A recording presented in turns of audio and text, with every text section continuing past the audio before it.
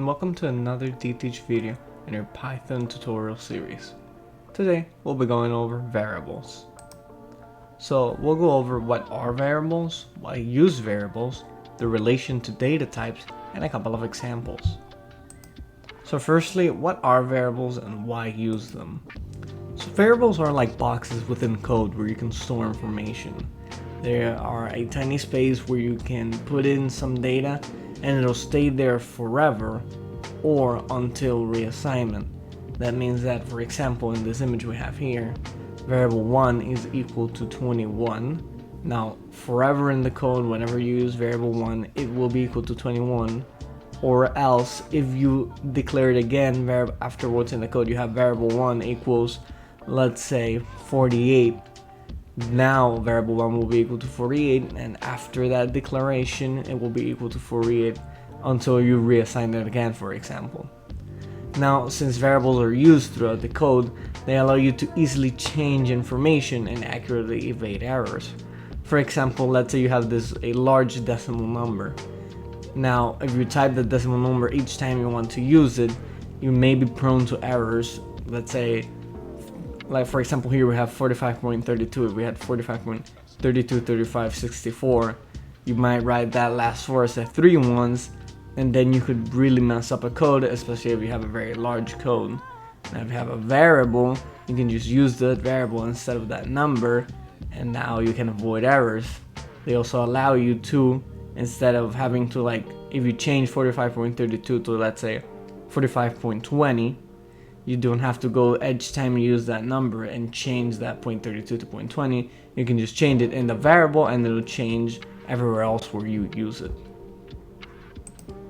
Now, the relation of variables to data types and a couple of examples. Now, variables hold data, and each one holds only one type of data because they hold only one value. Now, there are some variable types which can hold multiple values and thus multiple types of data, but they're a little more complex and we'll go over them in some future videos. Now here we have some variables within code. We have two, name and age. Each one is declared and assigned a value. Name is assigned the string John and age the integer value of 37. Now here we have how to actually print variables within text. We have to first off use a regular print function. We open our parentheses, we open our quotation marks, but after our text, we have to close the quotation marks, put a comma, and then the name of the variable. Now I want to put text after the variable, we have to put another comma and another set of quotations. But actually there are two ways to do this.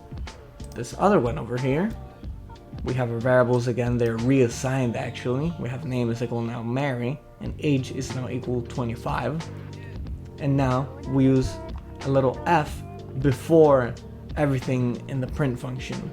We put an F, we open our quotation marks, and now instead of having to close our quotation marks with commas, we just use curly brackets, put the name of the variable within the curly brackets, and that's it. It does not affect, for example, here, if we didn't have the F here, everything would be considered within the quotation marks. We just put hello curly brackets name, but now with the F, it will actually print, hello Mary, you're 25 years old. Now let's run these two code segments so you can see how variables are reassigned and how it actually prints them. So here we see it prints, hello John, you're 37 years old, and after reassignment, it prints, hello Mary, you're 25 years old. Now, I prefer this way of printing variables within a text because it allows you to better control spaces, and you won't have to actually put a bunch of commas, put a bunch of quotation marks. You won't get confused within what should go within the quotation marks and what shouldn't. And it allows you, as I said, to control spaces. Here we can see that there are some weird spaces after John here within the comma. And now those wouldn't be very noticeable if you didn't have the comma, but of course within proper grammar we use a lot of commas.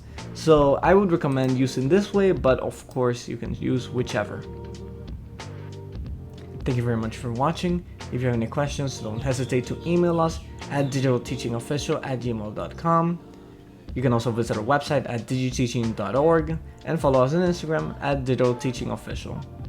Don't forget to subscribe and turn on those notifications so you're reminded each time we post a new video in our Python tutorial series or our other series of calculus or essential computing. Goodbye.